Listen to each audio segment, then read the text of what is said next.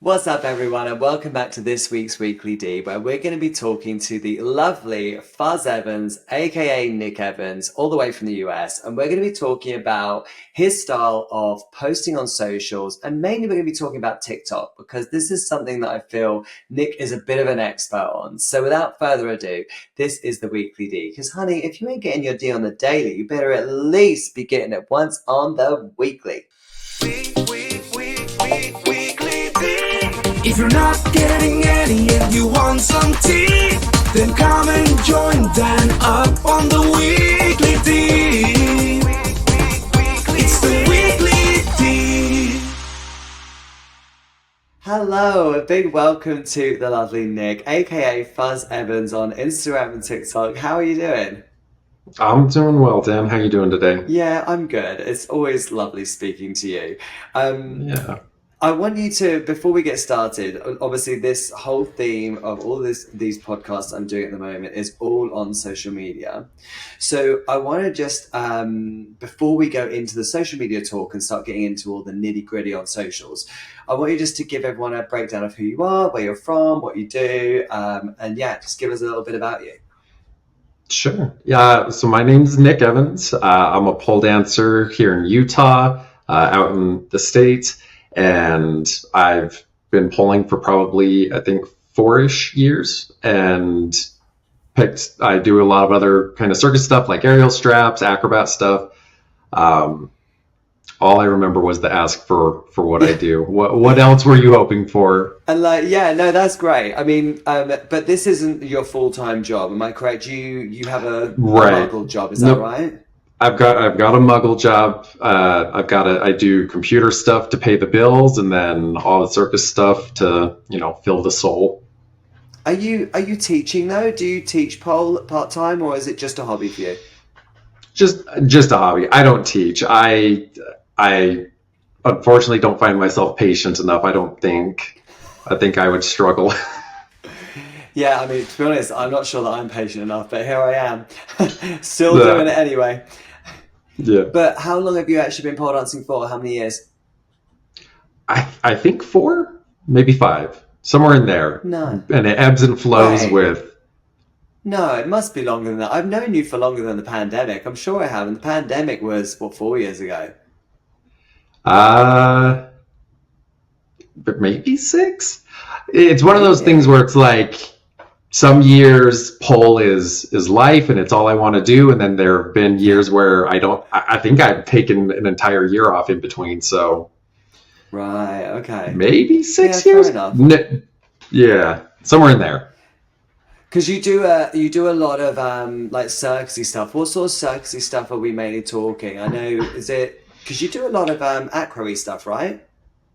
Yeah, so I'm trying to get better at aerial straps. That's a perpetually humbling experience. And outside of that, I would say, yeah, acrobat stuff like partner acrobat, dance, lifting, things like that. Nice. And how's that all Yeah. going?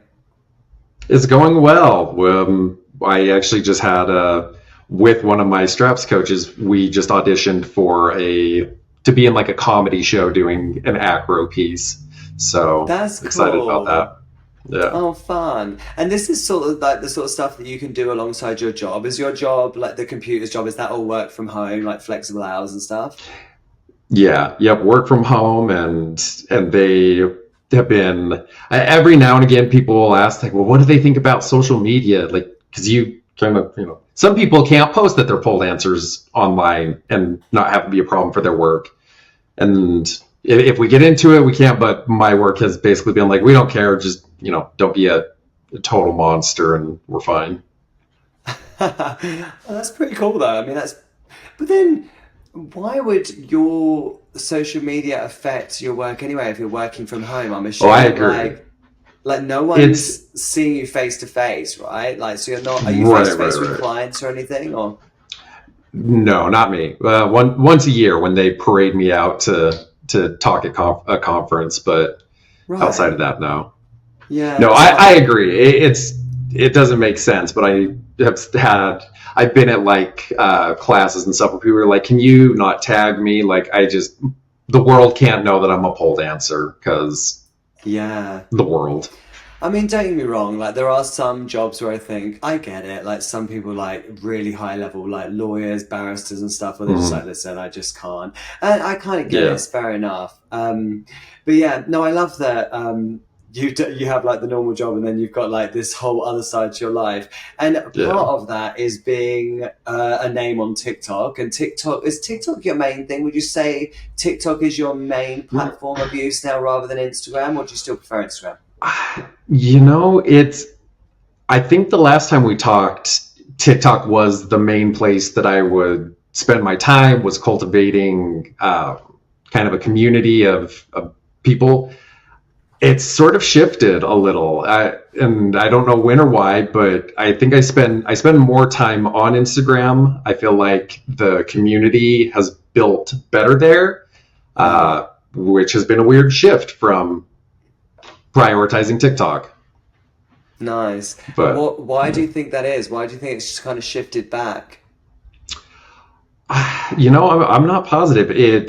I mean, I don't know what led to this, but the reason I have shifted is people actually are engaging on Instagram more. On Right. TikTok, whenever we spoke last, there was a lot more people commenting back and forth with videos, engaging with mutuals, stuff like that.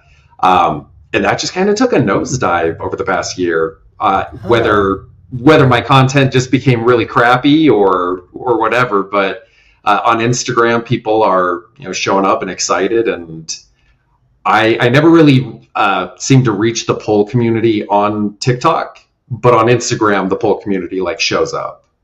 So Right. See, that's the thing. Like, I mean, I need to, at some point, I'm going to be like, right, let's dedicate some time to TikTok and start to get into a regular rhythm with it. But I just yeah, never really got into it because a lot of my issue with TikTok is that the music, when I'm trying to post choreos and you type in a song, sometimes the music, it doesn't start from the beginning, which then means you're going to have to upload the music yourself, which then means it just ends up inevitably getting taken off. And it's just like, this just sucks. yeah, I'm like, I just can't be bothered with that. So it's just so much more of an effort, I think. And I feel like TikTok is after a different kind of content. So do you mind, Jamie, just asking how many followers do you have now on Instagram and how many do you have on TikTok? someone's gonna fact check me on this, so if I'm off a little, bear with me. But I think 26,000 on Instagram and 260,000 on TikTok.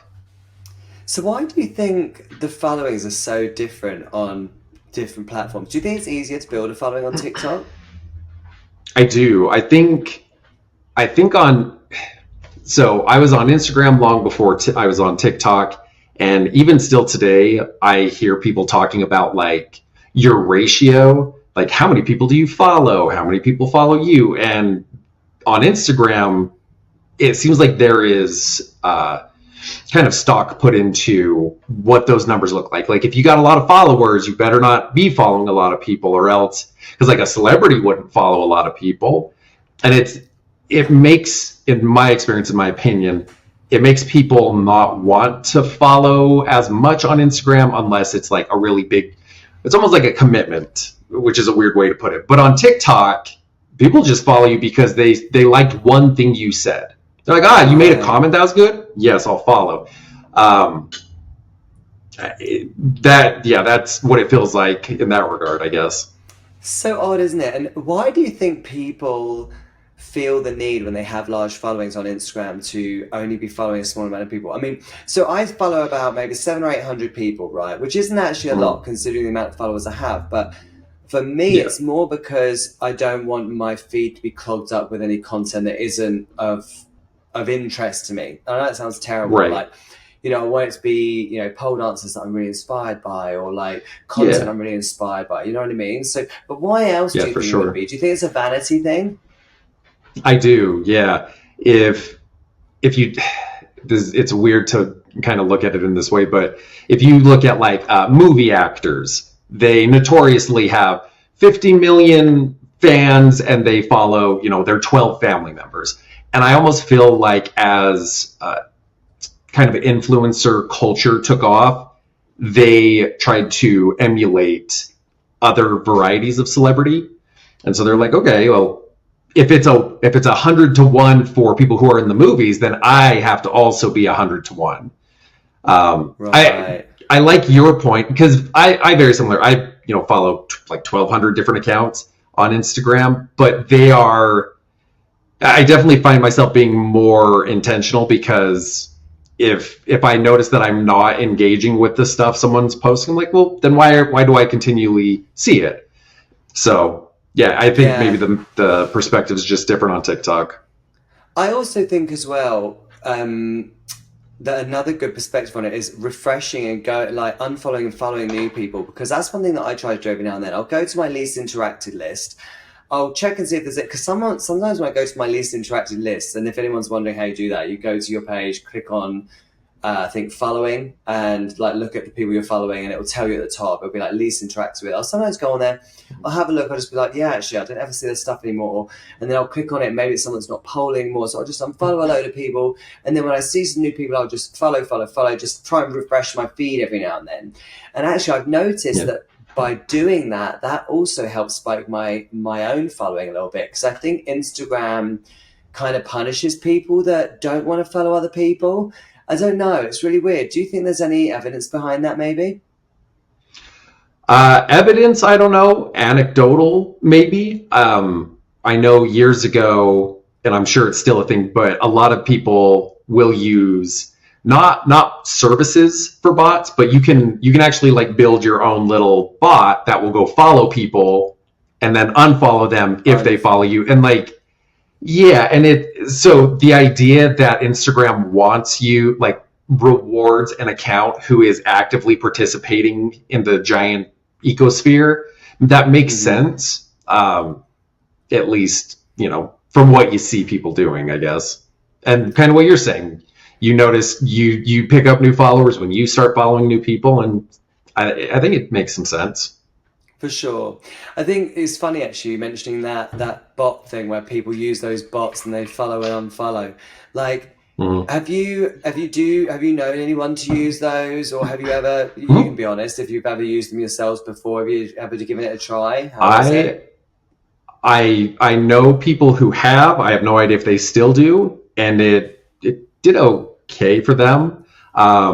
I wanted to when I first was starting out and was at like 1,000 before I gave any real care to social media. I was like, I don't know, maybe it'd be fun. Let's see. But I also, in true ADHD fashion, immediately had a squirrel moment and was like, let's do something else now. So I never got to it. Yeah, fair enough. I know, not necessarily bots, but I'd heard of people who have done the whole like doing it themselves, commenting on people's stuff that aren't following them, whatever, and just going through the hashtags and stuff, doing that.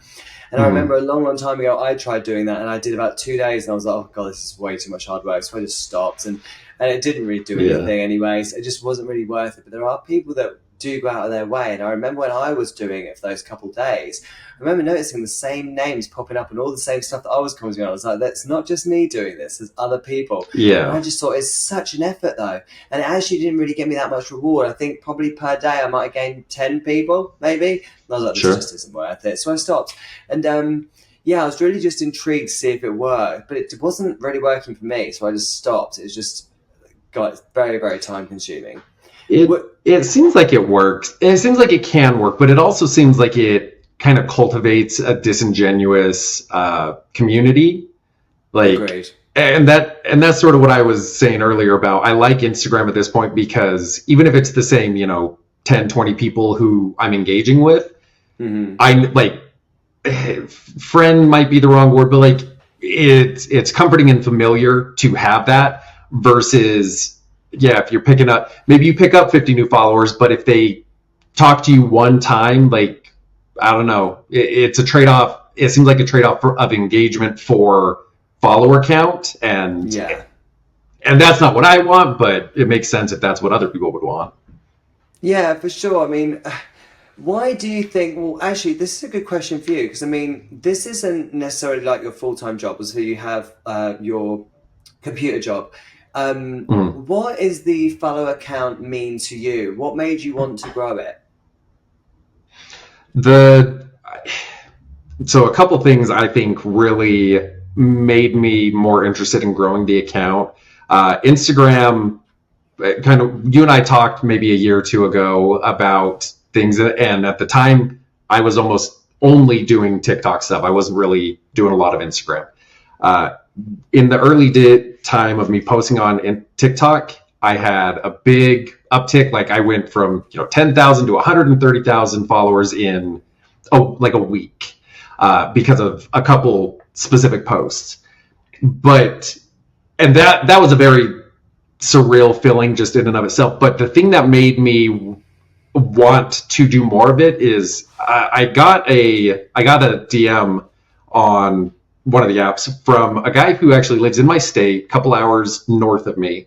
I had done one of the videos. I think I was chopping wood in a dress, and he reached out to me and he was like, "Hey, I just wanted to tell you how meaningful it is to see you do this, because I think their son is 7 or 8. Said my son loves to wear dresses, and he really wants to wear them to school, but he's getting to the age where kids are starting to bully him, and for him to be able to turn on TikTok and see that like an adult man can choose to wear a dress if he wants to and just be unbothered." He said like that will help him feel less bad about what he goes through at school really regularly.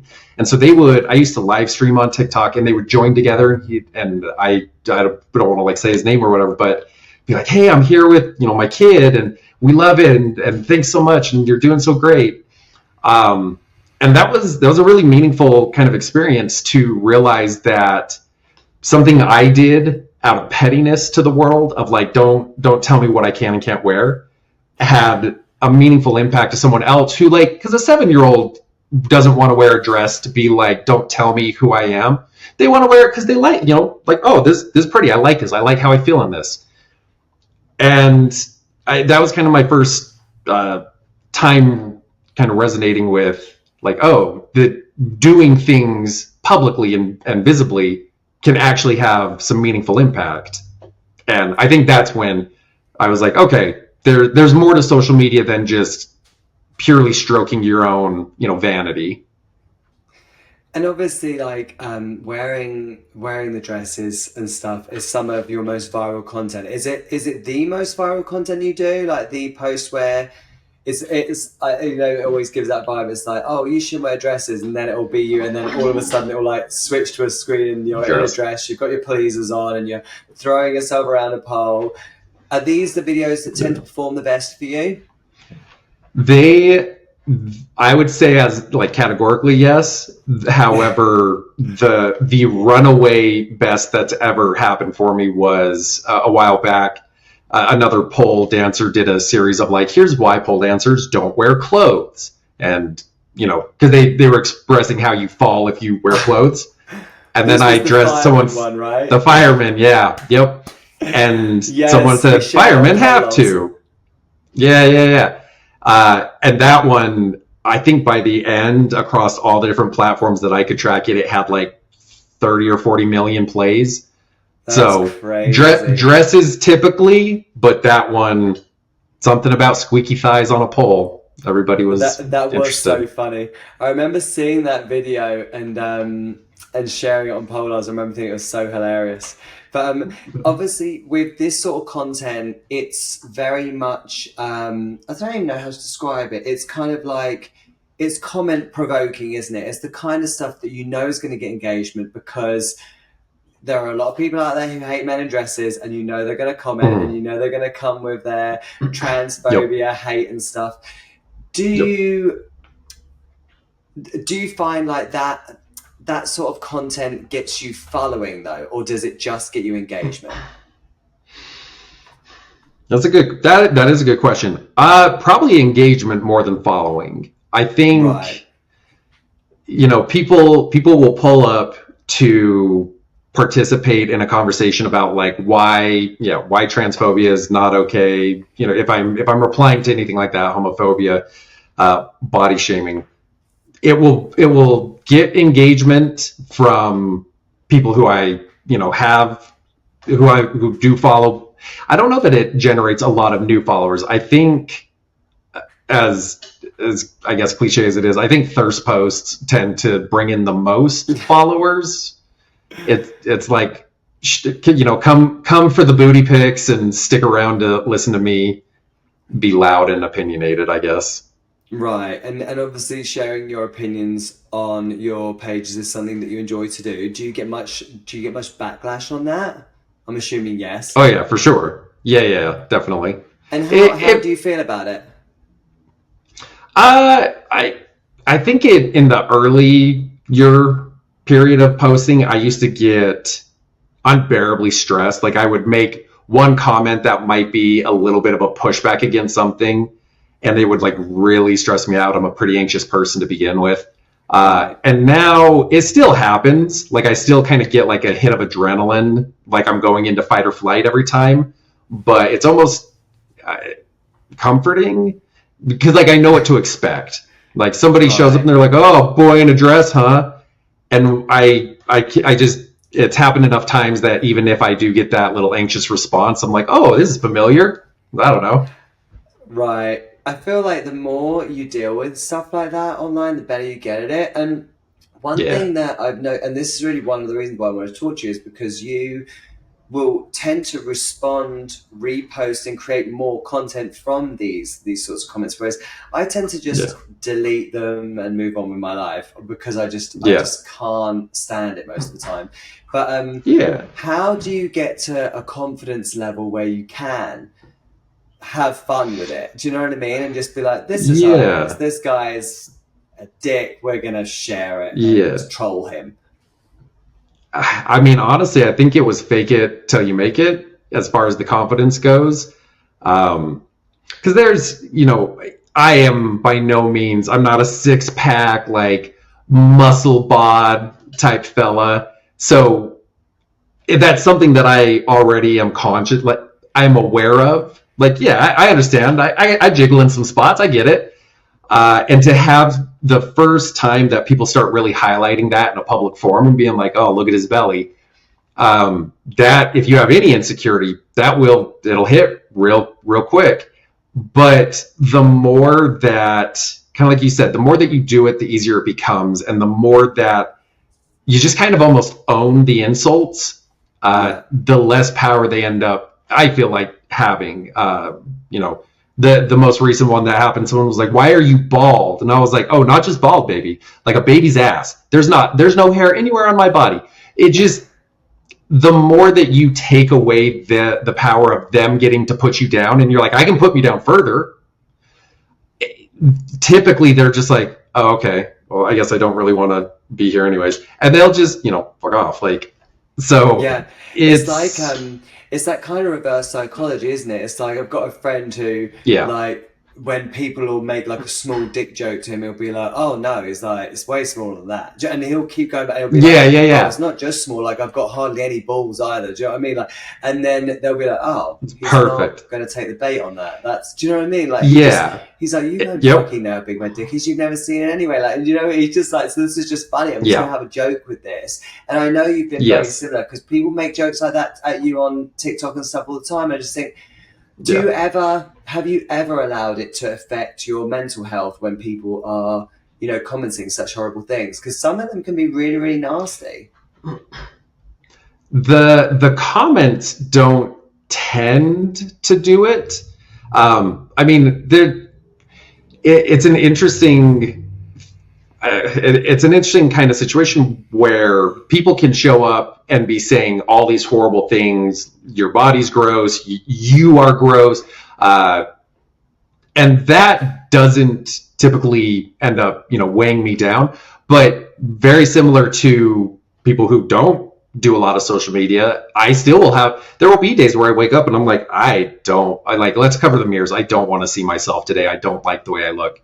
So I would actually almost say, like, having to be not defensive, having to stand up for myself and do the kind of reverse psychology, as you put it, that forces me to put aside my own self perspective some days and be like, "All right, look, I think that I'm a little jiggly today, but you don't get to call me jiggly. So let's really get into it." Like, right. when with content where you are, kind of doing that sort of content where it's very much like provoking, being controversial, provoking comments and stuff, do you find like there is a limit to how much of that you can do before people start to be like, hey, like, post something else kind of thing? Or do you find that that's the main thing, that's the main thing you like to do? And it's not even necessarily that I like, sometimes I enjoy doing it, but anytime that I respond to a hate comment, at least one person, and I know it's always well intended, but someone will always be like, oh, just don't pay attention to them. Don't give them any voice. Sure. And I think that if that is how, you had kind of said the same thing, like, I don't have it in me to deal with it. So just like block and move on. I think that that's a completely reasonable approach to it. But for me, on the days where I feel like I can take it, I would rather take it and give it back than for them to just, me to block them and them to just go on about their day and do it to the next person. I have no idea if I've ever made anybody second guess leaving a shitty comment, to the next person. But I like to think that it does sometimes, because if you show up and you say something mean and all of a sudden you're getting roasted because, like, why would you say something like that? Yeah. Maybe you'll think twice before you do it to the next person. Have you ever considered taking it to the next level? And the only reason I say that is because I was literally just talking about this with someone else, where they were saying, like, it's not to say that someone's not going to screenshot this comment and send it to your company, which you've also shared on. Do you know what I mean? Like, you've posted saying that you work for this company. How do you know I'm not going to screenshot that and send it to your company and say this person's being inappropriate and you're going to lose your job? Like, have you ever considered doing that? Sending something to someone's job? Yeah. Is that the question? Depending on what the comment is and to what effort it takes, I'm not above it.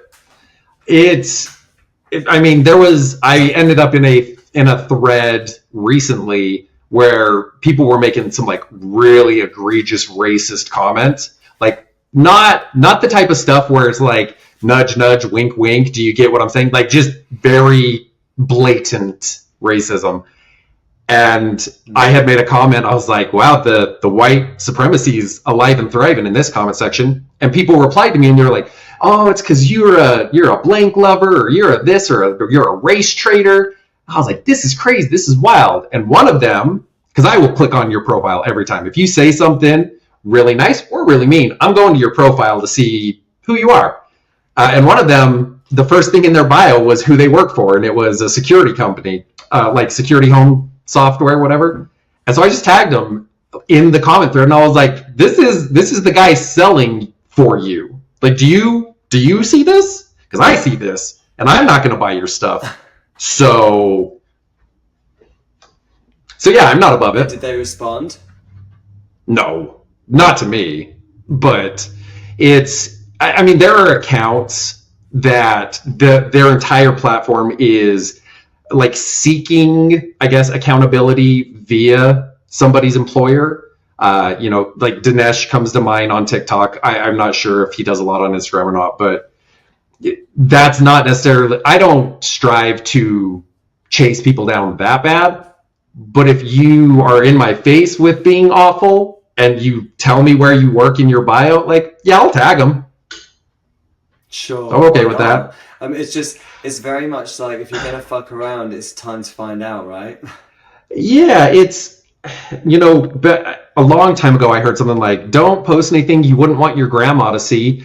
And I understand where they're coming from. And to me, it becomes a matter of like, do you want to be the type of person just at all that you have to worry about who finds out what you do and what you say? Because on the flip side of this, I've had people be like, what if we told your work that you act like this? I go for it. I feel like I try to always conduct myself, even if I'm putting someone on blast, to be like, did you really just ask me why my dick is so small? Go for it. Send a video of me asking you why you're being awful. Send that to my employer. If my employer looks at like me standing up for myself And they're like, that's not okay. Well, I don't want to work for you anyways then. That's a bad alignment. And that, it's a pretty privileged perspective to say that, but I don't typically feel worried about like, oh no, what if so-and-so sees what I write? See it. I said it. I'll stand by it. Yeah. I love that you do that. I think it's really important. I think as well, like, the problem that we have with these sorts of trolling comments, which I love the way you've turned it around and you've kind of created content from it.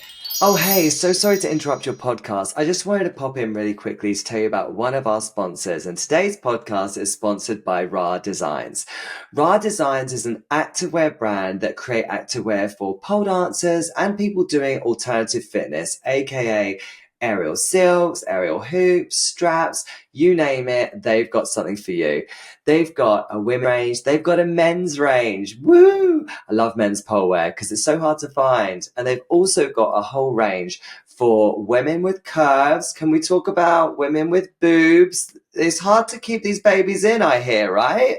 Well, Ra have got you covered. They have got a curvy girl range, which is going to keep you feeling supported and looking amazing. So please go and check out our sponsor for today. Thank you so much to Ra.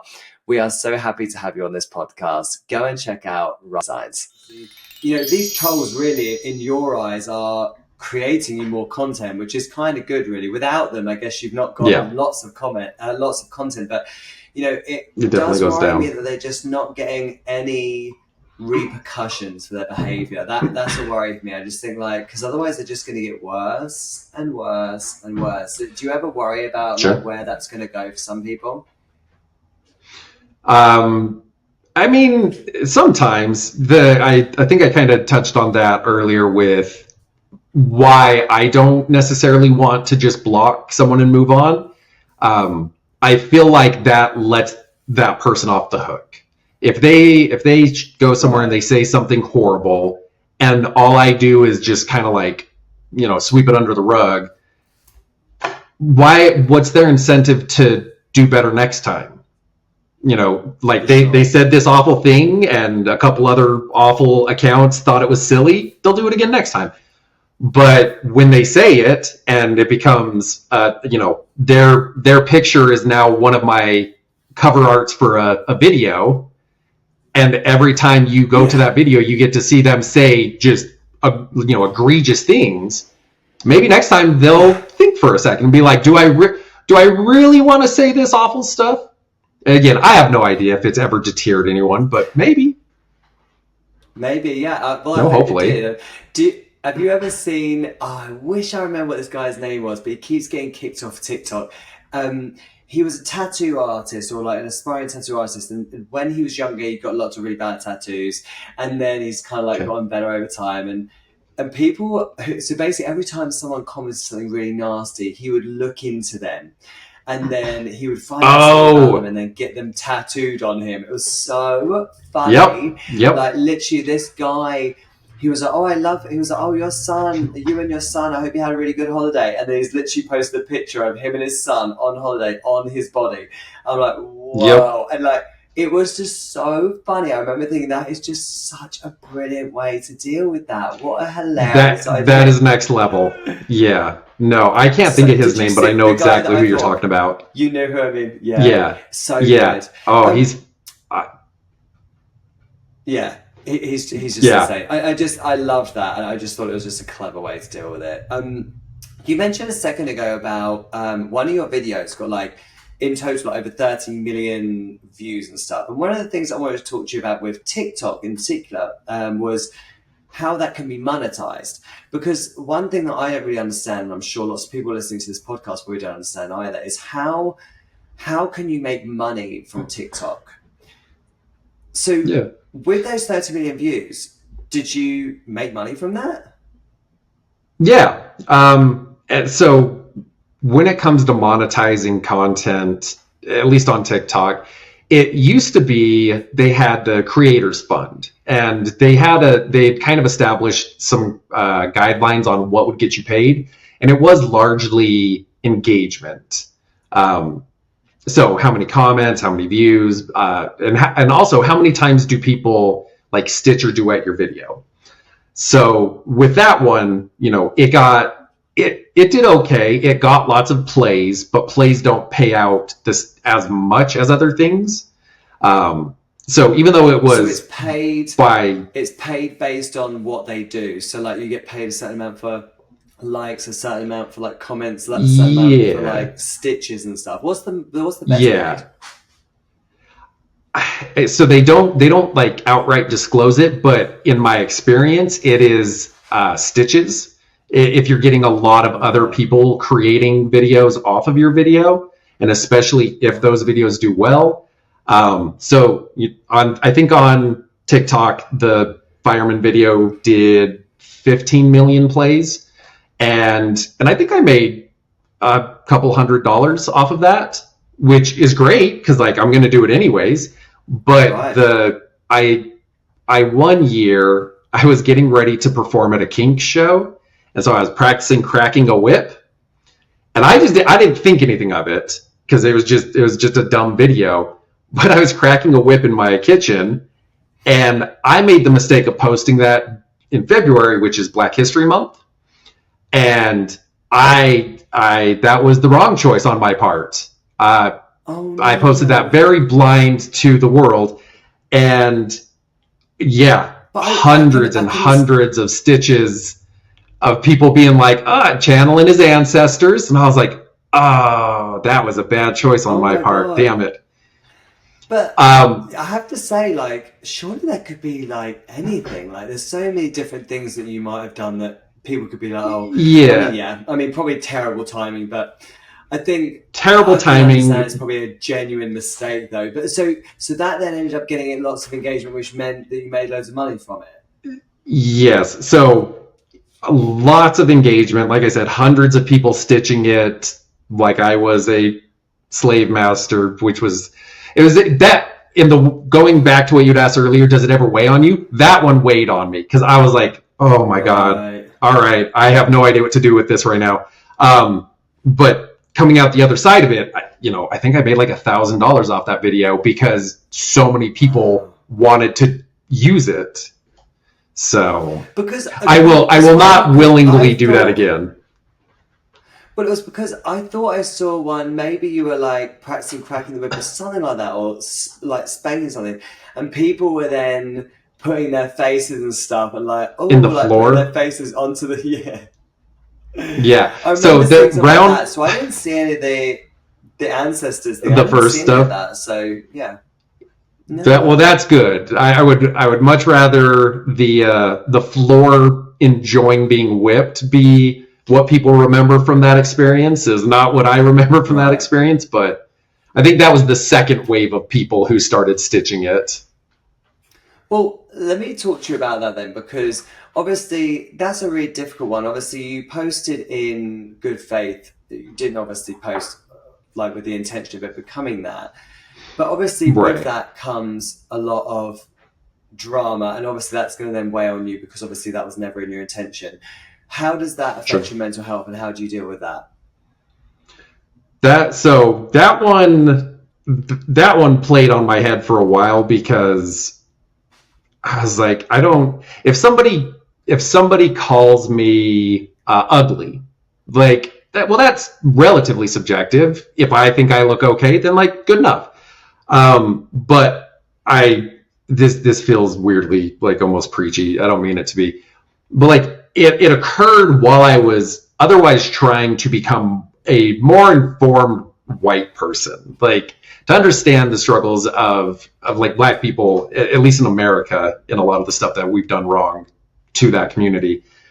And so when you've now got thousands of people being like, he's a racist slave owner who wants to whip slaves, I can't be like, oh, well, that's a subjective I can't say that's a subjective opinion because like, it was this? Like, what do I need to reflect on right now? So that was difficult just because as you're learning stuff, the common theme is like, if someone tells you something is racist, like if someone of the BIPOC community tells you something's racist, listen to him. If you're a white guy, listen to him. And so that humbling, I guess, or like that one got hard because it was like, I don't know what to unlearn here. I made a video I thought was silly, and maybe I need to pick it apart. I will say that in an effort to, I went, because it blew up overnight.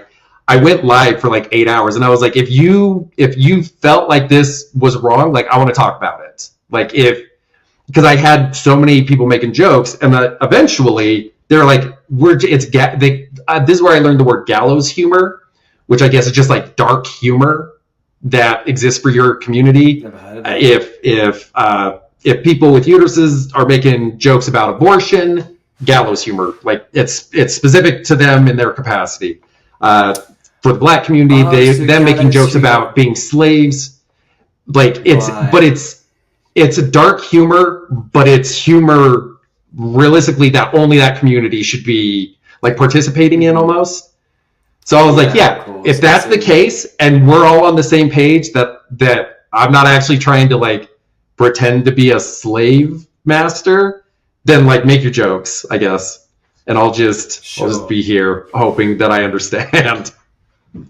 I think everything like comes down to intention, doesn't it? And I that's why I was really shocked that you'd said that, because I didn't see any comments about that, and I'd seen the funny ones. So like you said, I must have come in maybe a bit late and I saw that side of it. But I think intention is everything, isn't it? If the intention was bad when posted, then you're gonna have to deal with what you get, I guess. But if the intention is good, then I think it's very difficult to kind of be angry with someone if they've made a mistake and it was genuine. But I think intention is important, but I don't know if I would necessarily say that it is everything. I think that we can be well intended but still have negative impact. Like if I am just not thinking and I make a comment about something, if I commented on the way somebody looked because I'm not thinking, even if I didn't intend to hurt their feelings, like if I hurt your feelings, I hurt your feelings. If I kick you in the shin on accident,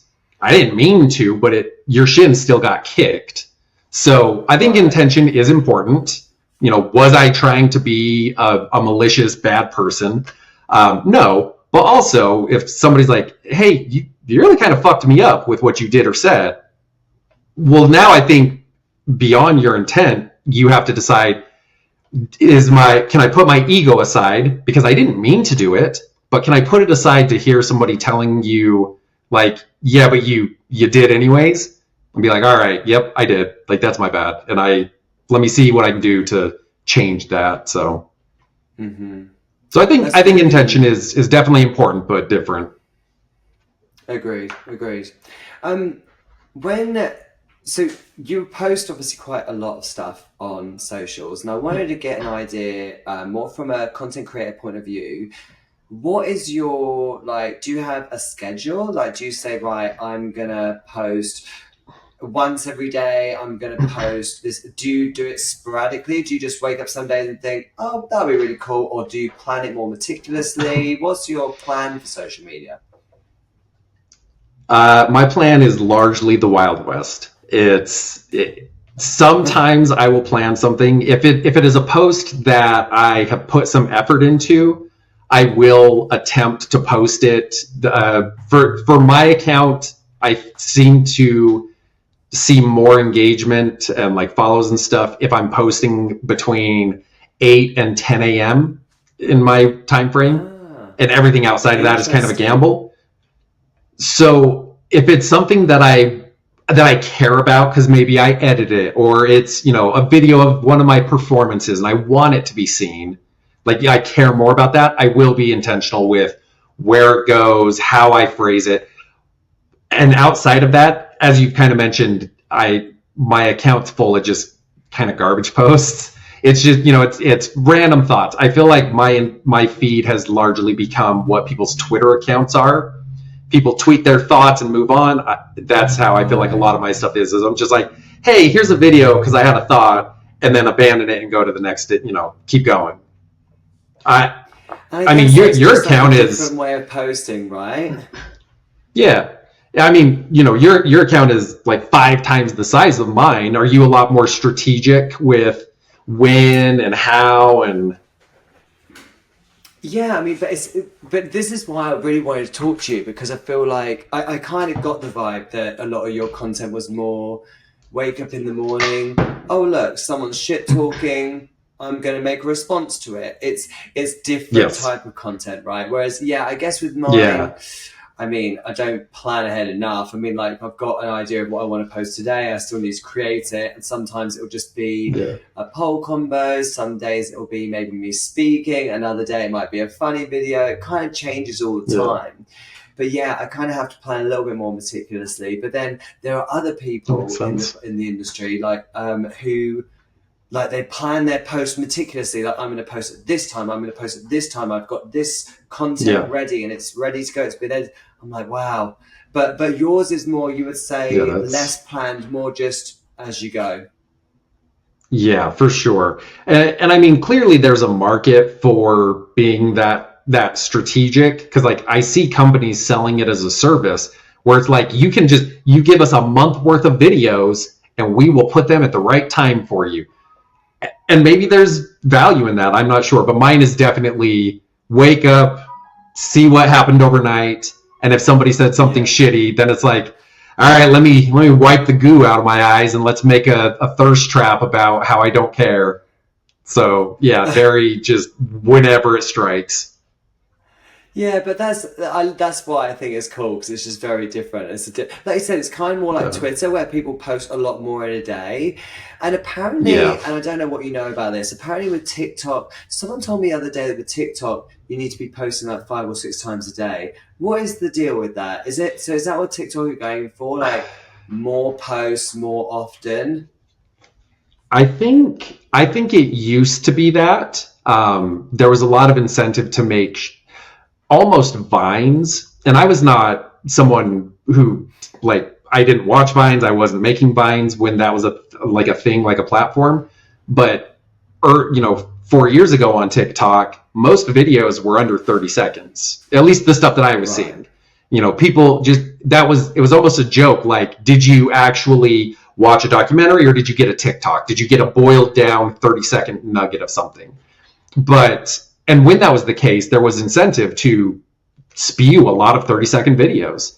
But now they actually they have shifted it, and they will actually tell you from TikTok, like, well, your post is okay at 30 seconds, but we would let more people see it if it was over a minute long. Like, they have taken a weird shift where they want long videos now. They want long form, 1 minute to 10-minute long videos. And Why do you think that is? I don't know. I'm not sure what the benefit of having a bunch of videos or long videos is, unless they plan to go the same route as YouTube, where they're going to start putting ads in the middle of it. Now, that I That's haven't what seen I that was about to happen, say. Mm. but it would make sense because, like, right now, and it's the same between Instagram and TikTok. It's about 3 posts from creators and then 1 to 2 ads. Like, there's so many ads at this point. And Oh, so many. I would think that they would want you to be swiping through as much content as possible so you're getting more ads. So That's unless they're going to put ads in the long video to break it up, it's kind of a surprising move. Yeah, I think you might possibly be on something there. I think possibly they're going to go down the YouTube route because there's no way they're going to want someone on the app for 10 minutes just watching a piece of content without an ad. I mean, like I said, I'll scroll through TikTok sometimes. I don't really use it, but I don't post it, but I do use it a lot, and I love watching videos on there. And I tend to see ads all the time, and it's like these people going, "Oh, guys, this thing just arrived from the TikTok shop." And you're like, "Oh God, scroll." So it's just like I've noticed it's definitely heavy on ads. Actually, I wanted to ask you because you're in the US. What is the deal now with TikTok in the US? What they were trying to get rid of it, right? What happened? Yeah. My latest understanding is they got all ready to ban it from like a congressional standpoint. And then that whatever day that happened, that they were like, we have enough votes, it's gonna happen. The next day, people were talking about clearly they didn't consult the right people, and I don't remember who started talking about it, but essentially people whose money would be impacted started speaking up. Not creator money, but like real money. Companies who are like, we make $100 million out of TikTok every year. If you do this, we're not going to support you in your next run. So I noticed that, and there was one person, there's like one investor who I think owns 30% of TikTok, and he's American, and he basically was like, I make billions of dollars from this investment, and if you take it from me, this is going to impact you as well, because I'm not going to give you money. Right. Yeah, because you're going to be attacked. I stopped hearing about it after that.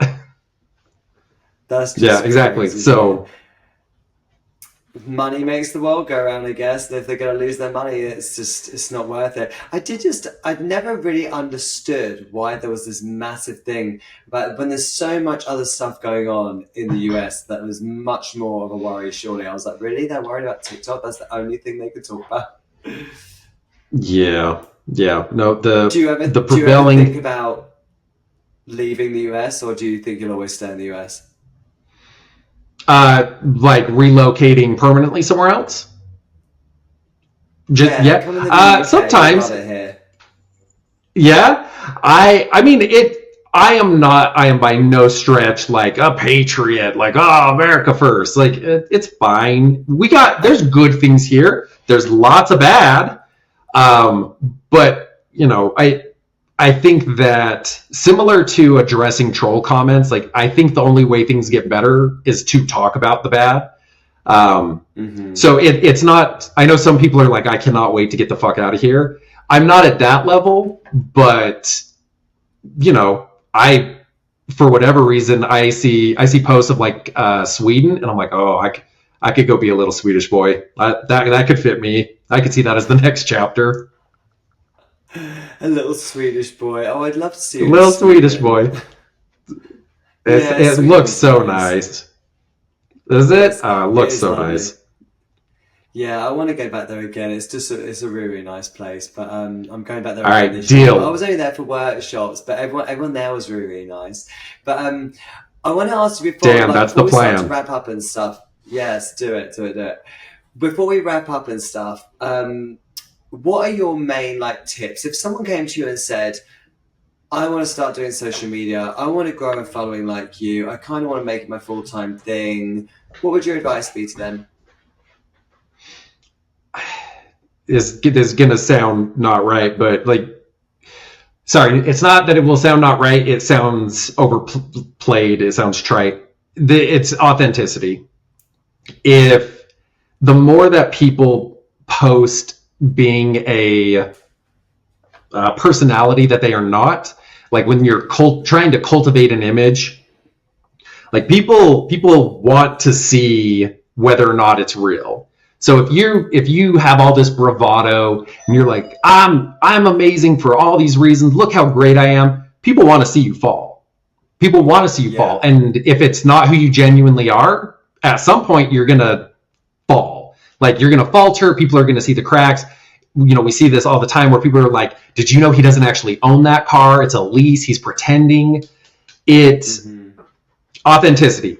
If you can show up and make content that you care about, that you find interesting, that you are going to stand by when other people criticize it, I think that is the best path towards finding people who also connect with what you want to say, what you have to say. But it feels like something your grandmother would tell you, like, just be yourself. But there is a little bit of truth to it. Yeah, I agree. I think authenticity is super important. And funnily enough, it's one of the main things that all of the people I've spoken to so far have said. In terms of do you have any tips on days and when to post, or what editing apps to use, or whether they shouldn't use editing apps, maybe they should edit in TikTok? Do you have any tips on things like that? Sure. So I do all of my editing in an app called InShot. And I'm sure that there are plenty of amazing full feature editors, but if you find one where you can just cut your video and add music to it, that's been what I need for 99% of stuff. Editing inside the apps, I think I have heard, I don't know if it's true, but I have heard that they will give priority to content you film in the app, you edit in the app, but their stuff is so much, it's not as good. Like editing in TikTok is not as good as a photo or a video editing app. So, and as far as days to post, that goes back to the, do you want to be a gremlin who just does it on a whim, or do you want to be scheduled? If you want to do a schedule, I don't know what days are good, but there are a lot of websites that will sell you that information to tell you what your niche does, at what days, at what times, if you really want to try and do a data-driven type of content. Do you think there's any evidence behind those statistics? When people say, right, for this community, you need to post at this time, blah, blah, blah. Because, you said you post between 8 and 10 a.m. Charlotte Robertson, who was on just before this, posts between 6 and 7 a.m. One of my other people I spoke to, Becky, she posts between 9 and 10. So it's like, yeah, which is it? Do you think it's just down to luck? I think luck is some of it. I think if you have enough data points from posting in the past, you can kind of get an idea of what you see doing better.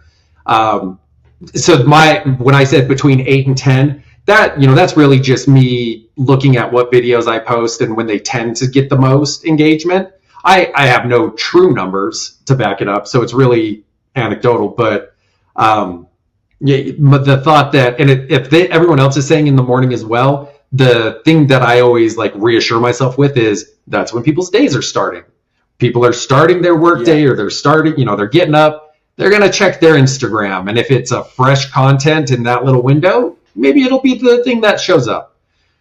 But I think that all the apps are intentionally ambiguous enough with what's going to make it do well.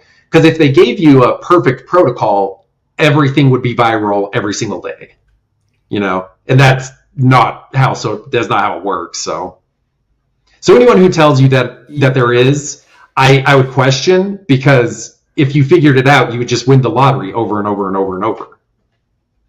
Of course. And I think as well, with social media, if you're listening to this and you're like, oh, what time should I post? Honestly, just post at a time that's convenient for you and just be consistent, because it's the consistency, I think, and the, posting regularly. I think that's what does it. I don't think the time actually affects it. I think it's the consistency. It's just like a mystery, isn't it? There's going to be someone in Instagram who knows, and they're like, oh, I know the answer, but it's we're all out here just guessing, But I think you just got to do what's best for you. And just don't send yourself crazy over it, because it's just not worth it, is it? Yeah, no, I would agree with that. I think, especially if we're talking about people who want to get started by just doing it. Don't worry about it being perfect. The day, the time, film something, put it up, continue on about your day. Absolutely. What would your main is there anything that you would say to someone not to do, any don'ts, things that they shouldn't do, things to avoid? Don't post stuff you aren't prepared your boss to ask you about. And I think everyone can make that call, what you're comfortable with. If I had my boss one day, he pulled me into a little meeting. He's like, I don't know if I want to know, but were you stripping on the Real Housewives of Salt Lake? And I was like, yes. He says, okay, I don't need any more info. Just okay. And I was like, all right. So just as long as you are willing to have your boss or your grandma ask you about it, go for it. But if you are going to be embarrassed and be like, oh, I didn't do that, maybe don't post it.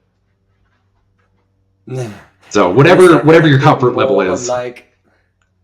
Anything more the technical side that you think is worth mentioning? Like we were saying about times, you think that there's no real rhyme or reason with that. But is there anything that you've done before that's got content banned or anything like that you're you don't ever do that anymore? Yeah, this actually is probably the right audience for this. If you are going to try to get started on TikTok, Instagram is a lot more lenient with how much skin you show as a pole dancer. I can wear a bikini on Instagram. I can pole dance in a bikini and be just fine on Instagram. You can't get away with that on TikTok 9 times out of 10.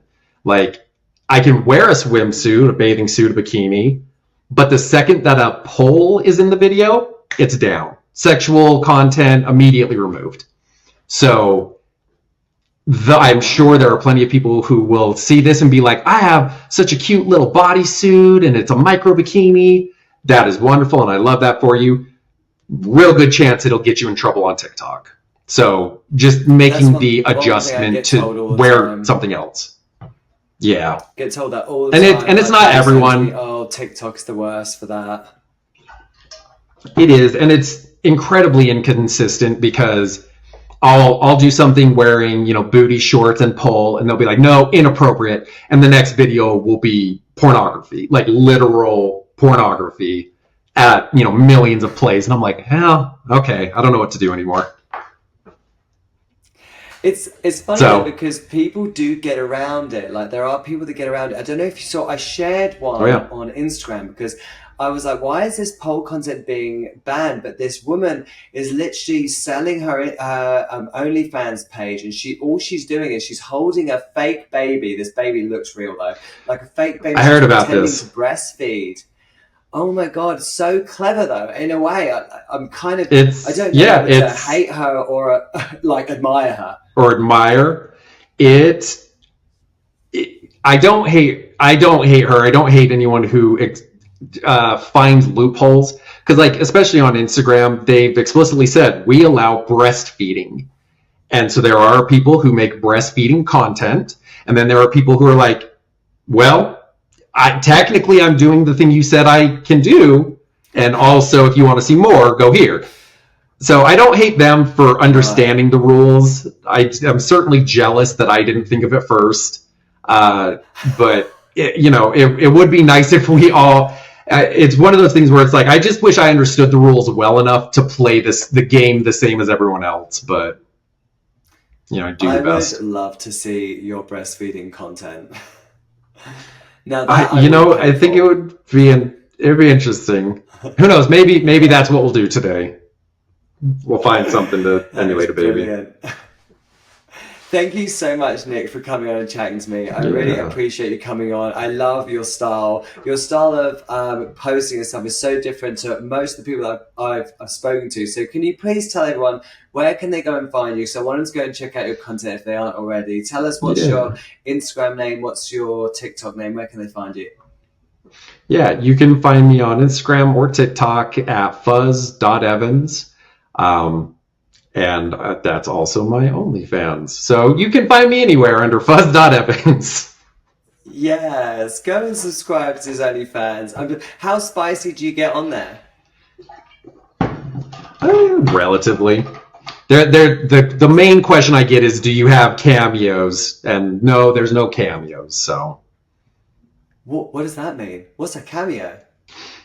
Are you fucking other people on your account, or is it all individual content? Oh, it's all individual content. Do you know what? I was picking my words. I was like, I don't know how detailed we're going here. Oh my god, the fact that I didn't pick up on that. Yeah, okay, totally get it. So to anyone watching, Dan knew. He understood. Yeah. He's like, tell us more. What does that word mean? Can you get into detail? I was trying to be innocent. I was trying to act so innocent. Did you believe it? You're like, OnlyFans? What's that? Oh, I know what OnlyFans is.